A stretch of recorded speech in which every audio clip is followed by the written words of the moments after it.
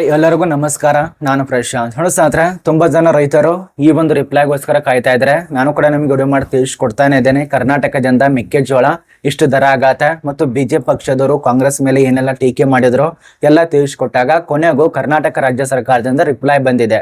ಅದೇನಂದ್ರೆ ಇಲ್ಲಿ ಟ್ವಿಟರ್ ಮೂಲಕ ನಿಮಗೆ ತಿಳಿಸ್ಕೊಟ್ಟಿದ್ದಾರೆ ನೋಡಿ.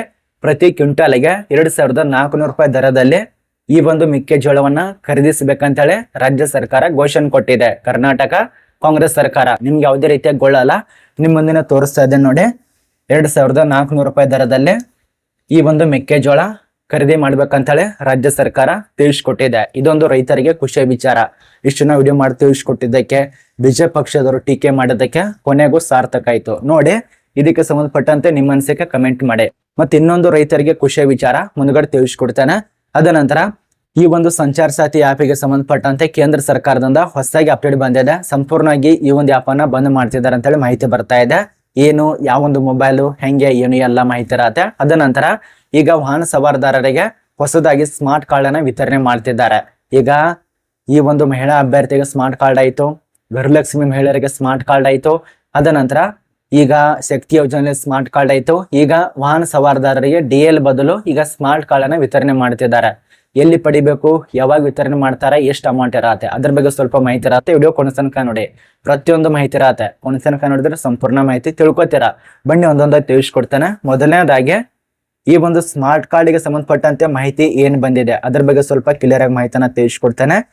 ಇಲ್ಲಿ ನೋಡಿ, ಇದು ಯಾರಿಗೆ ಹೆಲ್ಪ್ ಆಗತ್ತಪ್ಪ ಅಂದ್ರೆ ಸಂಪೂರ್ಣಗೆ ಈ ಒಂದು ಮೊಬೈಲ್ ನಲ್ಲಿ ಬ್ಯಾನ್ ಮಾಡಿದ್ದಾರೆ. ಈ ಒಂದು ಮೊಬೈಲ್ ನಲ್ಲಿ ಈ ಒಂದು ಆ್ಯಪ್ ಬರುವಂತೆ ಇಲ್ಲ ಮತ್ತು ಅದು ಬಂದ್ರು ಕೂಡ ಬ್ಲಾಕ್ ಆಗತ್ತೆ. ಹೆಂಗಪ್ಪ ಅಂದ್ರೆ ಯಾವೊಂದು ಮೊಬೈಲು, ಈಗ 2 ಪ್ರಕಾರ ಮೊಬೈಲ್ ಇದಾವೆ. ಒಂದು ಐಫೋನು, ಇನ್ನೊಂದು ಆಂಡ್ರಾಯ್ಡ್. ಈಗ ತುಂಬಾ ಜನ ಆಂಡ್ರಾಯ್ಡ್ ಬಳಸ್ತಾ ಇರ್ತಾರ, ಕೆಲವು ಜನ ಐಫೋನ್ಗಳು ಬಳಸ್ತಾ ಇರ್ತಾರ. ಐಫೋನ್ ನಲ್ಲಿ ಈ ಒಂದು ಆ್ಯಪ್ ಇದೆಲ್ಲ ಸಂಚಾರ ಸಾಥಿ, ಇದು ಯಾವುದೇ ಕಾರಣಕ್ಕೂ ಇನ್ಸ್ಟಾಲ್ ಆಗೋದಿಲ್ಲ, ಅದು ಆ್ಯಪೇ ಬರೋದಿಲ್ಲ. ಇದು ಐಫೋನ್ ಕಂಪನಿ ಮಾಲೀಕರೇ ತಿಳಿಸ್ಕೊಟ್ಟಿದ್ದಾರೆ. ಈ ಒಂದು ಆ್ಯಪ್ ನಿಂದ ತುಂಬಾ ಅಂದ್ರೆ ತುಂಬಾ ಅನಾಹುತ ಇದೆ ಅಂತ ಹೇಳಿ ಅವರೇ ಆ ಒಂದು ಆ್ಯಪ್ ಅನ್ನ ಸಂಪೂರ್ಣವಾಗಿ ಬಂದ್ ಮಾಡಿದ್ದಾರೆ. ಐಫೋನ್ ನಲ್ಲಿ ಈ ಒಂದು ಆ್ಯಪ್ ಸಿಗೋದಿಲ್ಲ. ಸರ್ಕಾರದಿಂದ ರಿಲೀಸ್ ಮಾಡಿದ್ರು ಕೂಡ ಐಫೋನ್ ನಲ್ಲಿ ಈ ಒಂದು ಆ್ಯಪ್ ಸಿಗೋದಿಲ್ಲ. ಸಿಕ್ಕರೆ ಆಂಡ್ರಾಯ್ಡ್ ಫೋನ್ ದಲ್ಲಿ ಅಷ್ಟೇ ಸಿಗತ್ತೆ.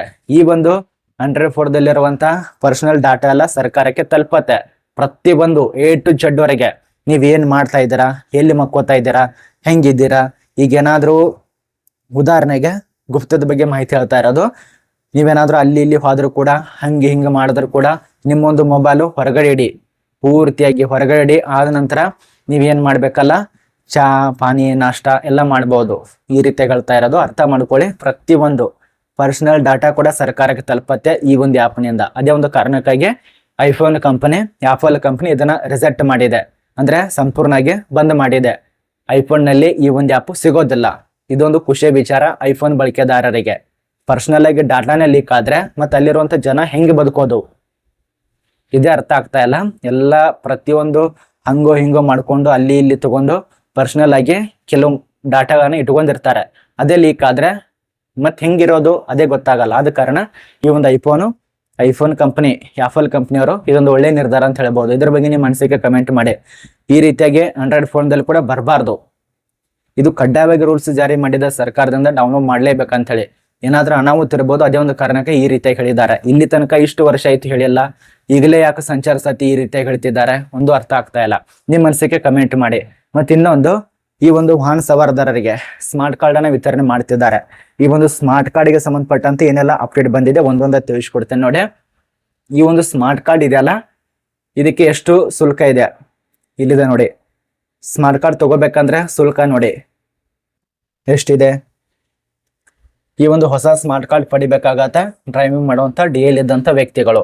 ಇಲ್ಲಿ ಅರ್ಜಿದಾರರಿಂದ ಪ್ರತಿ ಸ್ಮಾರ್ಟ್ ಕಾರ್ಡಿಗೆ ಸಂಗ್ರಹಿಸಲಾಗುವ ಒಟ್ಟಾರೆ ಶುಲ್ಕ 200 ರೂಪಾಯಿ ತನ ಅವರು ಸರ್ಕಾರಕ್ಕೆ ಕಟ್ಟಬೇಕಾಗತ್ತೆ.